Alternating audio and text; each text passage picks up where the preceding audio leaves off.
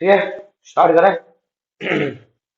Last हमने जोड़ा नेक name पे। ठीक है, चलो अब मैं कुछ स्ट्रक्चर बनाता हूँ, देखो। अब मैं पूरा स्ट्रक्चर बनाऊँ जब तक आप थोड़ा शांति बनाए रखिए, है ना। तो आप क्या करोगे, अच्छे से। क्लास 10th का वीडियो आ गया है। यस बच्चों, उनको मैंने बोला क्लास 11 को भी ज्वाइन कर लो। आपके आज एनिमल टिश्यू का लेक्चर आएगा। अच्छा चलो, सैटरडे संडे को मैंने बोला था, संडे को बोला था कुछ स्पेशल आएगा, संडे की जगह मैं उसको मंडे पे शिफ्ट कर चुका हूँ। आज आपका एक लेक्चर आएगा जिसे हम कहते हैं एनिमल टिश्यू स्ट्रक्चर ऑर्गेनाइजेशन, है ना। वो वाला जो चैप्टर है उसमें से एक एनिमल टिश्यू का एक लेक्चर आएगा। अब एक चीज बताओ, यहाँ नैग है और एक नेम है। ठीक है, एक दो डिजाइन दिए मैंने, उसमें से एक नैग है और एक नेम है।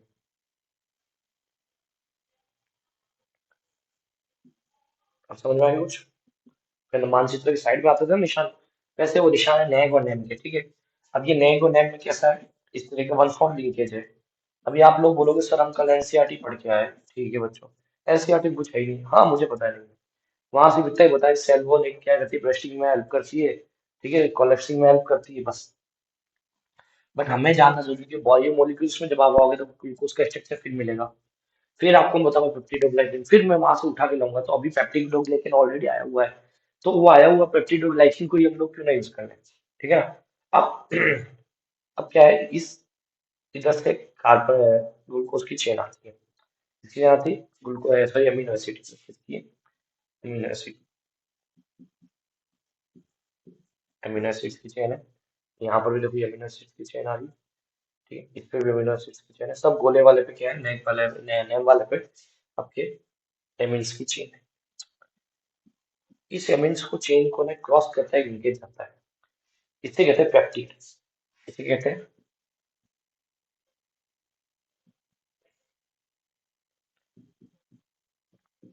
पेप्टिड। ये आपका पेप्टिड है।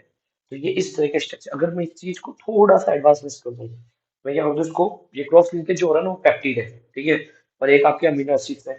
ठीक है, एक आपका नेम और एक आपका नेम है। जो गोल है वो क्या है, आपका नेम है, और जो स्क्वायर है, ठीक है ना, वो क्या है, नेक है। ठीक है, अब नेक और नेम एक क्रम में है। जब पेप्टिडोग्लाइकिन का मैंने क्या बताया था, पहले नेक फिर नेम, नेक नेम नेम नेम, फिर नेक और नेम किससे जुड़े हुए हैं, वन फॉर लिंकेज से जुड़े हुए हैं। ठीक है, अब वन फोर लिंकेज कहाँ पर है, ये भी आपको मैंने बता दिया। अब वहां से क्या, नेम पर, जो आपका है ना, नेम पर क्या आ रहा है, एक कार्बन की चेन है, अमीनो एसिड की चेन आ रही है। वो अमीनो एसिड की चेन आपस में जाके कट रही है, वो कौन काट रहा है, पेप्टिड। तो कुछ एक इस तरीके का स्ट्रक्चर बनता है, देखो।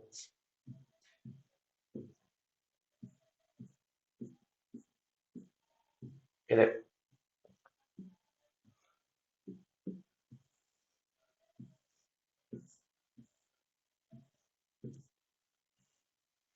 कुछ इस तरह का स्ट्रक्चर हो गया। जब अब मैं कोई बात बताऊँ, कुछ थ्रेड है, ये थ्रेड ऐसे है, तो प्रोटेक्शन ज्यादा होगी, या फिर इसके अंदर ऐसे मिक्स में होंगे, एक जाल बना लेंगे तो प्रोटेक्शन ज्यादा होगी। प्रोटेक्शन जब ज्यादा होगी ना, जब मजबूती कब ज्यादा होगी, प्रोटेक्शन और जो पावर है मजबूती वो कब ज्यादा होगी, जब वो क्रॉस में होंगे। इस तरीके से क्रॉस में चलेंगे, देखो यहाँ से क्रॉस आ रहा है, ये क्रॉस आ रहा है, ये आपस में इस तरीके से क्रॉसिंग हो रखे हैं, देखो। ये आगे अमीनो एसिड की चेन है, और ये किसकी आ रही है आपके यहाँ पर, पेप्टिड की चेन। दोनों आके आपस में क्या क्रॉस कर रहे हैं कि नहीं कर रहे क्रॉस, चलो। ये चीज है, इतना ज्यादा आपको ज्यादा ध्यान नहीं, बस इतना ही ध्यान रखना है कि बस्टिंग और कॉलेप्सिंग में हेल्प करता है सेल। वो आप ठीक है। चलो अब सेल मेम्ब्रेन की तरफ जाएंगे, तो एक चीज और नोट करेंगे हम लोग, वो है हमारा gram positive and gram negative. ये भी एक लाइन में हमारी एनसीईआरटी में दिया हुआ है, बट हम थोड़ा इसको जो है ढंग से करेंगे, क्योंकि देखो एनसीईआरटी में बाई लाइन दिया हुआ है, अब आपको पता भी तो होना चाहिए क्या होता है। तो अपने चलो ग्राम स्टेनिंग, एक वर्ड है ग्राम स्टेनिंग, सुना है क्या कभी, ग्राम स्टेनिंग क्या होता है, देखो। हर चीज को देखने के लिए आप डायरेक्टली देखते हो, बट अब हमें उसके अंदर की स्ट्रक्चर देखना है। माइक्रोस्कोप में हमने देखा तो हमें बैक्टीरिया दिख गया, पर उसका इंटरस्ट्रक्चर नहीं दिखा। तो उसका इंटरस्ट्रक्चर देखने के लिए हम उसके ऊपर एक स्टेनिंग करेंगे, स्टेनिंग का मतलब कलर करेंगे। तो स्टेनिंग का यूज करेंगे हम लोग, स्टेनिंग का नाम सब बताऊंगा। तो स्टेनिंग का जैसे यूज करेंगे और फिर हम लोग उसको वापस से रिवॉश करेंगे, तो कुछ जगह पर वो कलर इकट्ठा हो जाएगा, जिससे वो चीज हमें अट्रैक्शन देगी। जैसे मानो एक दीवार सफेद कलर की है, बट उसके ऊपर एक रेड कलर का धब्बा बना हुआ है, तो वो रेड कलर का धब्बा आपको पहले अट्रैक्ट करेगा। करता नहीं करता, क्यों, क्योंकि पूरी एक दीवार व्हाइट कलर की, वैसे वैसे जो पूरा बैक्टीरिया सेम कलर का है, बट अगर उसमें मैंने स्टेनिंग करी और फिर वॉश किया, तो कई कई जगह कलर्स देख रहे हैं। तो जहां जहां कलर ये बताऊं किसी ऑर्गेनल के ऊपर के कलर है, तो वो एकदम अच्छे से विजिबल हो सकता है, इसलिए हम ग्राम स्टेनिंग करते हैं। ठीक है, अब मैं बताता हूँ ग्राम स्टेनिंग है क्या, पूरी प्रोसेस। चलो, अब देखो, टाइप्स ऑफ बैक्टीरिया हम लोगों ने पढ़े थे, स्टार्टिंग में टॉपिक पढ़ा था, मैंने एनसीईआरटी बताई थी। टाइप्स ऑफ बैक्टीरिया कितने टाइप के थे, 4 टाइप्स के। किसको देख के जज किया था हम लोगों ने, उसके आकार को देखकर, शेप को देखकर क्या किया था, जजमेंट दिया था कि भाई कितने प्रकार के होंगे। कितनी कैटेगरी दी थी, 4 कैटेगरी दी थी। एक था कोकस, कोकस था। एक बेसिलस रॉड लाइट, याद करो। विब्रियो, कोमाशेट, स्पेरिकल, है ना, स्पेरियम सॉरी। ठीक है, स्पेरिकल और शेप था। On the basis of thickness of cell envelope. अब किसके बारे में बात कर रहे हैं हम लोग, इस नोट नया पॉइंट है हमारे पास, सेल एनवेलप की थिकनेस के बारे में करेंगे। तो आपके सामने दो मैंने सेल बना दी। इसके अंदर देखो, आपको सेल एनवेलप की सेल वॉल थिक दिख रही है ना।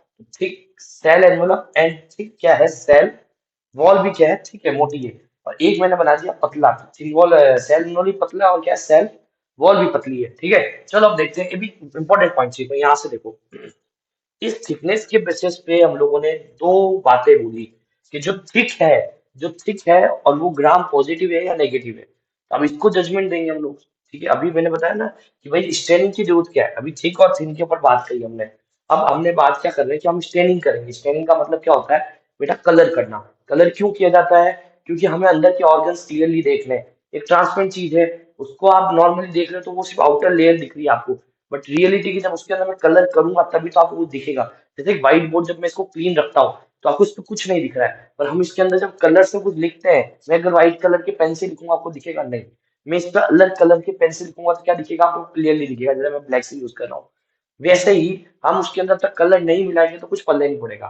तो अब हमने क्या किया भाई साहब, एक लिए हमने स्लाइड जिसपे बहुत सारे बैक्टीरिया ले लिए। मैंने टोटल नंबर ऑफ 5 बैक्टीरिया लिए। अभी ग्लास स्लाइड है, मुझे बैक्टीरिया विजिबल नहीं हो रहा है। मैंने क्या लिखा है, bacteria no visible, not visible. अब अगर विजिबल नहीं हो रहा तो क्या करेंगे, हम इसमें स्टेन करेंगे। स्टेन का मतलब कलर डालेंगे। ठीक है, स्टेन का यूज किया, ऐड किया स्टेन। स्टेन ऐड करते ही सब में कलर दिख रहा है मुझे। पर अभी बात खत्म नहीं हुई, अब मैं इसमें एसीटोन डालूंगा जो डिस्टेनिंग है। मतलब अब मेरे को इसको हटाना भी तो पड़ेगा भाई। जैसे आपने कभी क्लास 11 के अंदर, आप अभी नए नए आए हो, प्रैक्टिकल्स करोगे तो हम क्या करेंगे, रूट को काटेंगे, पतला सा पतला काटेंगे। फिर उसको धोएंगे, ब्रश की सहायता से डिस्टिल वाटर से धोएंगे। फिर उसको स्टेन करेंगे। ठीक है, नीले रंग के, रेड रंग की स्टेनिंग से स्टेन करेंगे। फिर इसको स्टेन करके फिर किसी स्लेट में लेके उसको धोएंगे, ब्रश से साफ करेंगे। फिर आप उसको माइक्रोस्कोप में क्या कहते हैं उसको, प्लेट पे रखोगे, कांच की ऐसी डेस्क आएगी, उस डेस्क के ऊपर रखोगे। उसके ऊपर ना आपको ग्लिसरीन लगा के और उसके ऊपर कवर स्लिप लगा के माइक्रोस्कोप में देखना पड़ेगा। ये पूरी प्रोसेस होती है। तो अब हमने इस पे स्टेनिंग तो कर दिया, अब स्टेनिंग हटानी पड़ेगी। तो एसीटोन का यूज करके हम क्या करेंगे, स्टेन रिमूव करेंगे। जब हम स्टेन रिमूव करेंगे ना, तो कुछ पे तो स्टेन रह जाएगा और कुछ भाग पे स्टेन नहीं रहेगा। जैसे जो स्टेन फ्री हो जाएगा, जैसे ये स्टेन फ्री हो गया, ये पहले जैसा हो गया देखो, ये और उसमें कोई अंतर नहीं, क्लीन क्लीन दिख रहा है, एकदम साफ हो गया स्टेन। तो उसे कहेंगे लूज स्टेन। उसे क्या बोलेंगे, लूज स्टेन। अब लूज स्टेन का मतलब है ग्राम नेगेटिव। ग्राम नेगेटिव याद रखना, लूज स्टेन का मतलब क्या हो गया आपका, ग्राम नेगेटिव। उसी प्रकार मगर जिस पर अगर मान लो ऐसा होगा कि इसका रिमूवनेशन काम ही नहीं किया, इसका टोट का काम नहीं किया, ये रिमूव हुई नहीं, स्टेन रिमूव ही नहीं हुई, तो उसे कहेंगे रेटिन स्टेन। तो हम लोग क्या नाम दे देंगे, ग्राम पॉजिटिव। ज्यादा समझने की जरूरत नहीं बेटा।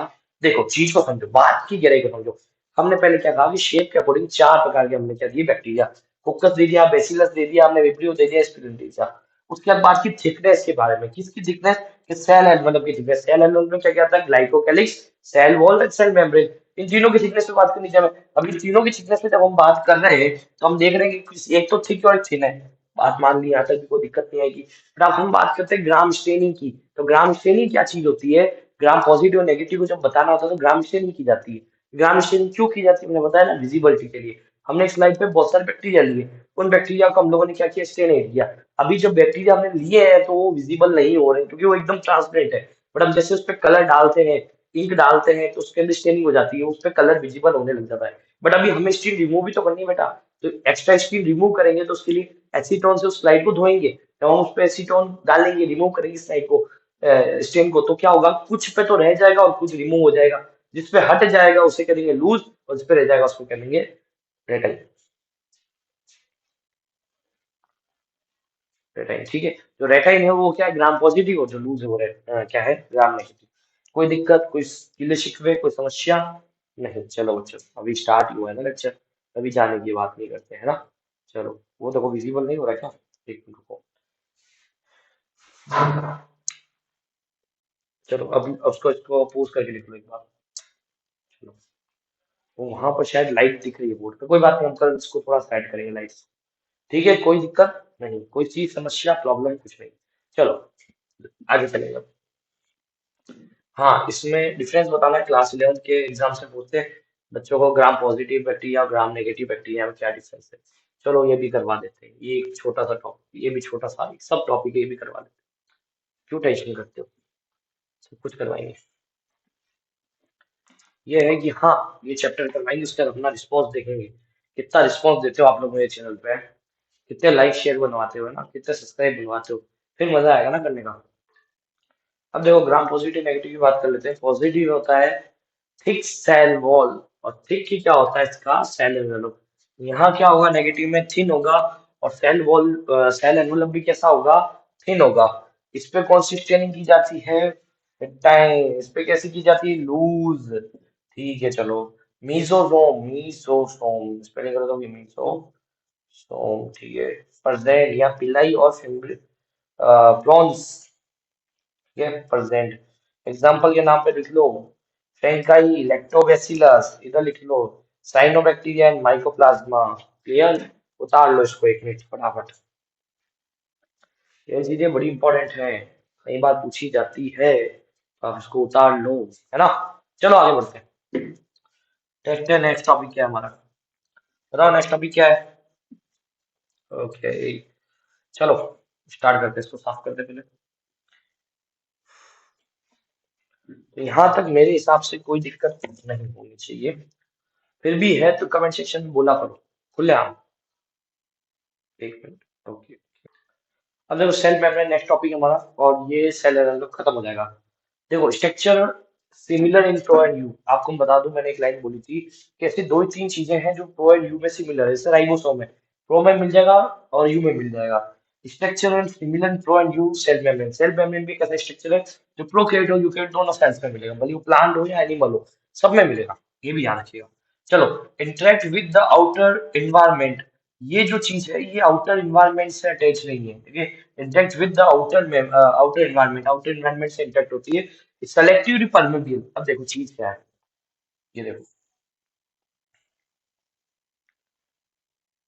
ये क्लियर है। इस लेयर के बाद आपको पता क्या है,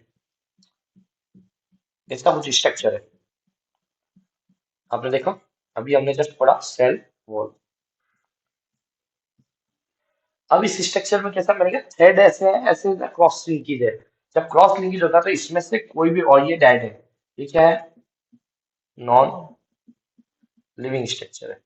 क्या है, नॉन लिविंग, इसका नाम क्या है, सेल वॉल। ठीक है, अब कोई भी प्रोडक्ट यहां तक पहुंच सकता है, इजीली यहाँ तक पहुंच सकता है, कि उसमें कोई पावर नहीं है कि वो उसे रोके, बस हाँ, वो उसकी पावर कैसे बना रहा है कि वो बस्टिंग ना हो, सेल ब्रस्ट ना हो जाए, इसलिए इसका यूज किया जाता है। ठीक है, बाकी इसका कोई यूज नहीं है। अब देखो, प्रोडक्ट जो है वो यहाँ पहुंच गया, देखो ये यहाँ पहुंच गया। अब इसको इसके अंदर जाना है, तो इससे किससे लड़ना है, इस सेल वॉल से। अब मैं इसी स्ट्रक्चर को यहाँ देखता हूँ कि अब इधर से इधर आना है और अंदर से बाहर निकलना है, मगर किड प्रोडक्ट को। अब माना कि जल है, H2O वो है, ये अंदर जा रहा है, CO2 बाहर आ रही है, एग्जाम्पल ले रहा हूं मैं, ठीक है ना, ऐसा कुछ। बट अब सोडियम है, सोडियम के अंदर कोई रिक्वायरमेंट नहीं, सोडियम है, वो अंदर आएगा, ये मना कर देगा, पॉसिबल ही नहीं है। सेलेक्टिवली परमेबल वर्ड क्यों लिखा है मैंने यहाँ पर, सेलेक्टिवली, सेलेक्ट, सेलेक्ट का मतलब क्या है? चुनना। परमेबल यानी जाना आना, मतलब चुन के अंदर जाया और बाहर आया जाता है। उसकी इच्छा होगी, अंदर रिक्वायरमेंट होगी, तो वो अलाउ करेगा अंदर आने के लिए, नहीं तो वो अलाउ ही नहीं करेगा। जैसे सोडियम की रिक्वायरमेंट नहीं है, सोडियम को अंदर अलाउ नहीं कर रहा हूँ, किसकी रिक्वायरमेंट थी, जल की, और अंदर किसकी अधिकता थी, CO2 की, बाहर निकालने की, अवशिष्ट था उसको निकाल दिया इन्होंने बाहर। तो ये सेलेक्टिवली परमेबल वर्ड का यूज है। अब जो ये लेयर है इसको कहते हैं हम लोग सेल, इसको कहते हैं सेल मेम्ब्रेन, सेल मेम्ब्रेन। अब ये सेल मेम्ब्रेन किसकी मिली है, ये किसकी, बाई लेयर है। बाई लेयर का मतलब दो लेयर इस तरीके से मिलेगी, बाई लेयर मतलब किसकी है, लिपिड की, किसकी है, लिपिड की। सेल वॉल किसकी है? पेप्टिडोग्लाइकन की। बट यहाँ सेल मेम्ब्रेन किसकी है? लिपिड की। अब समझ में आया परमेबियली क्यों बोला मैंने वर्ड? यहाँ पर अब देखो चीज, ये चीज अब स्ट्रक्चर देखते हैं। ये एक पार्ट उठाया मैंने सेल वॉल को, यहाँ से अगर मैं जूम करूँ, चलो मैं पहले एक चीज बताता हूँ, यहाँ पर मैं इसको जूम करूँ, कैसा करूँ? जूम करो 50x लगा दूं, है ना, 50x लगा जूम करता है। तो कैसा स्ट्रक्चर दिखता है? कुछ ऐसा। कुछ दो थ्रेड है, एक सिर है, दो थ्रेड है, एक सिर है, दो थ्रेड है, एक सिर है, दो थ्रेड है। ये ऐसा ऐसा सिमिलरली ऐसे यहाँ पर भी दिखता है। ये बाइलेयर, इसका मतलब क्या है? ये बाइलेयर है। दो लेयर एक ऊपर बनी हुई एक नीचे। और ये ऐसे कैसे पूरा राउंड हो रहा है? ये पूरा पूरा ऐसे राउंड हो रहा है और इधर आके मिल रहा है। बात समझ में आ रही है? ये ऐसा स्ट्रक्चर लगता है जूम करने पर। अब उसमें से मैंने एक पार्ट उठाया है ये वाला, और इसको यहाँ लाके जूम किया। इसको यहाँ लाके क्या किया? जूम किया। इसको यहाँ लाके जूम किया तो देखो कैसा दिखता है कि ऊपर एक हेड है। एक हेड यानी गोल सा पार्ट है, उसे हेड कहते हैं। वो हाइड्रोफेबिक है, सॉरी फिलिक है। हाइड्रोफिलिक। और ये कैसा? हाइड्रोफोबिक। फोबिक यानी डरना। ये घुलनशील है, घुलनशील है। ऊपर वाला पानी के स्पर्श में आ सकता है, कोई इशू नहीं है, बट बीच वाला नहीं आता। बीच वाला पार्ट जो ये थ्रेड्स है, फॉबिक यानी डंडा। फॉबिक ये पानी से संपर्क में नहीं आता, ये पानी के संपर्क में आता है। क्लियर? ये स्ट्रक्चर है, यहां तक कोई दिक्कत? Similar in pro and eukaryotic, एक सेलेक्टिवली परमेबल होती है। तीसरा इसका सबसे बड़ा क्या काम है कि ये सेल मेम्ब्रेन किसकी बनी है बाइलेयर। किसकी बाइलेयर? लिपिड की बाइलेयर। स्ट्रक्चर कैसा है कि ऊपर का तो हाइड्रोफिलिक है और नीचे का हाइड्रोफोबिक है। कोई दिक्कत नहीं। चलो मैंने रिवाइज भी कर लिया। अब आपका यहाँ पर जाकर क्या खत्म होता है? आपका सेल एनवेलप खत्म होता है प्रॉपर। देखो मीजोसोम, नेक्स्ट हम लोग क्या पढ़ेंगे? मीजोसोम। मीजोसोम क्या चीज है? आपने देखी थी जब आपने एक चीज नोटिस की कि मैं सीधा सेल मेम्ब्रेन बना रहा हूँ, ठीक है, एनवेलप पूरा नहीं बनाऊंगा। अपन डायग्राम बनाया सेल एनवेलप, देखो ऐसा रहा। सेल के अंदर आपने कुछ ऐसी स्ट्रक्चर देखी थी, सिंगल लाइक स्ट्रक्चर देखी थी। इसे मैंने क्या बोला था? मीजोसोम। एक रीडिंग थोड़ी फील कर लेते हैं इसके अंदर ना। दो बूंद जिंदगी के नाम, इसको भी क्या पोलियो हो जाता है थोड़ा थोड़ा। दो बूंद इनके पिला देने चाहिए, बेचारा खड़ा हो जाता है, चलने में। शादियां चल रही है, मेरे कई स्टूडेंट तो शादियों में एंजॉय कर रहे हैं, है ना। चलो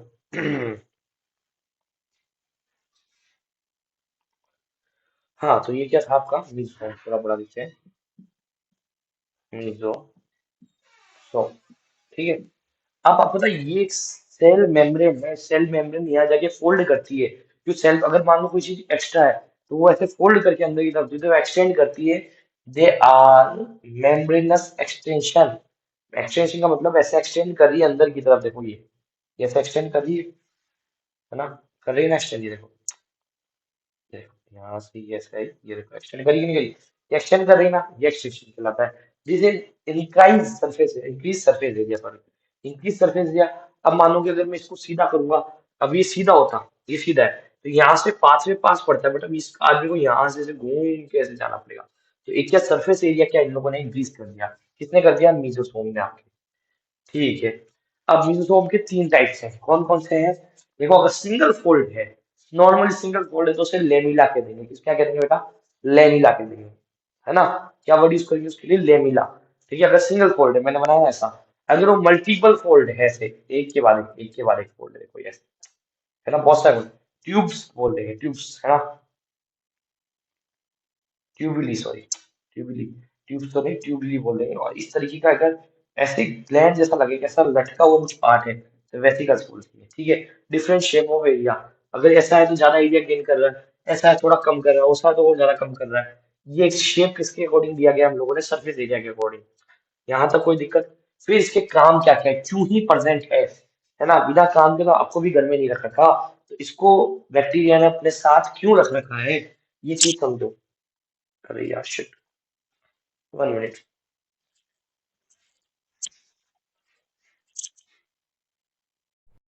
ओके, तो समझो चीज को, देखो क्या है। इसको क्यों रखा गया है हम लोगों ने कि एक तो एंजाइम प्रेजेंट फॉर रेस्पिरेशन। इस पे ऐसे एंजाइम प्रेजेंट होते हैं जो किसमें हेल्प करते हैं? आपके रेस्पिरेशन, मतलब श्वसन में हेल्प करते हैं। सिक्रीशन, ये सिक्रीट कर रहा है, ये कोई भी चीज को बाहर निकालना होगा तो इसके थ्रू सिक्रीट होगा। ठीक है, mesosome help in DNA replication. Just इसी के नीचे की तरफ क्या पाया जाता है, ऐसे डीएनए पाया जाता है, देखो इसी की जस्ट नीचे की तरफ ऐसे क्या पाया जाता है, आपका डीएनए, जेनेटिकल मटेरियल। अब इसके अंदर डिवाइड करेंगे और फिर ये भी डिवाइड होगा, देखो मैं बता रहा हूँ कैसे। तो ये डिवाइड करेंगे तो यहाँ पर मैं स्ट्रक्चर बनाता हूँ, सी जस्ट नीचे ये एक जेनेटिक मटेरियल और ये एक जेनेटिकल मटेरियल, दो मटेरियल तैयार हो गए। तो एक तो ये और एक ये, तो इसने क्या किया, इसके नीचे जस्ट पाया जाता है जेनेटिकल मटेरियल, और ये उसमें क्या करता है, डिवाइडेशन कर देता है। ये डिवाइडेशन क्यों करता है, देखो पूरा सोचा, जिससे कि सेल डिवीजन हो सके। अब सेल डिवीजन कैसे होगा, देखो जब ये यहाँ डिवीजन किया तो फिर इसने अपने अंदर भी डिवीजन कर दिया, अपने अंदर डिवीजन किया, अपने अंदर डिवीजन करके दिखाएगा ये देखो दो एक्सटेंशन बन गई, एक डीएनए इसके नीचे है, एक डीएनए इसके नीचे है, फिर धीरे धीरे धीरे सेल का क्या हो जाएगा, डिवीजन, सेल डिवीजन, और एक अलग सेल का निर्माण हो जाएगा, देखो यहाँ।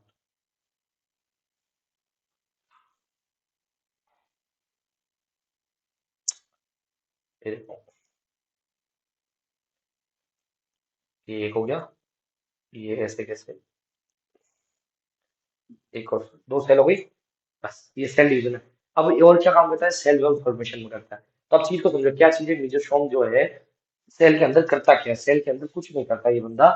ये बंदा क्या करता है, एक तो एक्सटेंशन बढ़ाता है, भाई हम लोगों ने एरिया बढ़ा दिया, सरफेस एरिया, और क्या कर दिया, मेम्ब्रेन को एक्सटेंड कर दिया। ठीक है, फिर ये क्या करता है, हाँ, टू और टू साइटोप्लाज्म, साइटोप्लाज्म क्या करता है, ये मेम्ब्रेन एक्सटेंशन करता है, इनकी सरफेस एरिया करता है। इसके लिए तीन टाइप का होता है, अगर वो गांठ नुमा दिख रहा है, लटका हुआ है तो वेसिकल से, ट्यूब में दिख रहा है ट्यूबुलर है, और लेमिला मतलब एकदम जो प्लेन दिख रहा है तो लेमिला है। सरफेस एरिया जरा का इंक्रीज होगा ट्यूबुलर में। ठीक है, इसके बाद बात करते हैं रोल, रोल क्या है, देखो रोल क्या क्या है, एक तो है एंजाइम फॉर्मेशन कर रहे हैं, एंजाइम प्रेजेंट होते हैं किस कौन से वाले, रेस्पिरेशन वाले, और क्या होता है, सिक्रीशन करता है। उसके बाद mesosome help in DNA replication, DNA replication, सबसे main application DNA replication and cell division. जब डीएनए रेप्लिकेशन हो जाएगा तो ये सेल डिवीजन भी कर लेगा। उसके बाद सेल वॉल फॉर्मेशन में इसका योगदान रहता है, बस यही योगदान है। हमने यहाँ तक कंप्लीट कर लिया है। आई होप आपको अब तक कुछ समझ में आया होगा, आज हम लोगों ने क्या क्या पढ़ा। आज हमने बच्चा पूछा सेल वॉल पढ़ा था, उसके बाद हमने पढ़ा पूरा पूरा ग्राम स्टेनिंग पढ़ ली पूरी पूरी, उसके बाद सेल मेम्ब्रेन पढ़ लिया और मेसोसोम पढ़ लिया। यहाँ तक कोई दिक्कत नहीं है मेरे हिसाब से, तो एक्सप्लेन करते कि एनसीईआरटी पढ़ी है आप लोग, और एनसीईआरटी के अकॉर्डिंग पढ़ी है। मैं थोड़ा एक्स्ट्रा पढ़ा रहा हूँ, बट आपको लगता है कि एनसीईआरटी में इतना दिया हुआ है, मैं क्यों पढ़ा रहा हूँ, वो ग्लूकोज की स्ट्रक्चर वापस बायोमोलिक्यूल्स में बेटा घुमा फिरा के बात करूँ ना, तो वही चीज बायोमोलिक्यूल में फिर है, तो फिर वो क्या है, वहां तो पढ़नी पड़ेगी ना, तो अभी यहाँ अपन पढ़ लेते, क्या दिक्कत आ रही है ना, पहले हमने पढ़ लिया बायोमोलिक्यूल में, हमारा रिवीजन हो जाएगा उस चीज को लेकर, क्यों, इसका सेल डिवीजन साइकिल है, सेल साइकिल में सेल डिवीजन चैप्टर होगा, तो बायोमोलिक्यूल चैप्टर आने वाला है, तो उसको इजी हो जाएगा और ज्यादा। ठीक है, चलो यहाँ तक कोई दिक्कत नहीं, मिलते हैं नेक्स्ट वीडियो के अंदर। तो क्या करना है आपको, एनसीईआरटी पढ़ना है, क्वेश्चंस, हाँ बेटा क्वेश्चंस आ जाएंगे, क्यों टेंशन कर रहे हो यार, क्वेश्चंस भी आ जाएंगे आपके, एक साथ आएंगे आपकी बात, कम से कम 10 क्वेश्चंस आएंगे एक साथ, ठीक है ना, रेगुलरली कर रहे हैं ना यार, जैसे जैसे टॉपिक हम आगे बढ़ रहे हैं, जैसे जैसे बढ़ते जा रहे हैं, तो उनके क्वेश्चन आते जा रहे हैं। मैं बता दूंगा क्वेश्चन किस दिन लूंगा, मैं ना एक दिन पहले बता दूंगा, और बोलो ठीक है, हम बता देता हूँ, लो चलो अभी बताता हूँ क्वेश्चन कब आएंगे, क्वेश्चन कब आएंगे भी बता देते हैं आपको। एक मिनट चलो, सरफेस एरिया, अब उनको क्या क्या बच्चा देखो, अब आपके लिए बच्चा है क्रोमेटोफोर करवाएंगे। ठीक है, वो इसी के अंदर इंक्लूड हो जाएगा, क्योंकि वो क्रोमेटोफोर इसी का एक पार्ट है, ठीक है ना। उसके बाद आपका देखिए surface area, surface structure, fimbriae, pili और फ्रेजिला के बारे में, वो भी कुछ ज्यादा नहीं, फ्लो एंड के बारे में डिटेल अपन डिटेल कर लेंगे थोड़ी बहुत, एनसीईआरटी लाइन वाइज। और फिर हमें जो है ठीक है, उसके बाद हमें कुछ ज्यादा नहीं करना, प्लाज्मिड है, प्लाज्मिड और न्यूक्लियोइड करना है बस। हाँ नहीं, इससे पहले क्वेश्चन आ जाएंगे बेटा, इससे पहले क्वेश्चन आएंगे, देख लो ना। अ, 2 या 3 लेक्चर, 3 लेक्चर के बाद आपके 10 क्वेश्चन आएंगे, 10 से ज्यादा भी आ सकते हैं। ठीक है, एक पूरा सेशन क्या अपना क्वेश्चन का रख लूंगा, है ना, तो ध्यान रखिएगा। ठीक है, चलो मिलते हैं नेक्स्ट वीडियो के अंदर। हाँ, जूलॉजी का लेक्चर आ जाएगा, आज या कल में आ जाएगा, ठीक है, स्टार्ट हो जाएगा जूलॉजी भी आपकी। तो अपने सारे दोस्तों, अभी क्या शादी चल रही है ना, इसलिए मैं ज्यादा लोड नहीं दे रहा, बट नॉर्मली आपका जो है चालू हो जाएगा ये भी। ठीक है, कोई दिक्कत नहीं, गिले शिकवे नहीं, चलो मिलते हैं नेक्स्ट वीडियो में, ध्यान रखिए, सतर्क रहिए।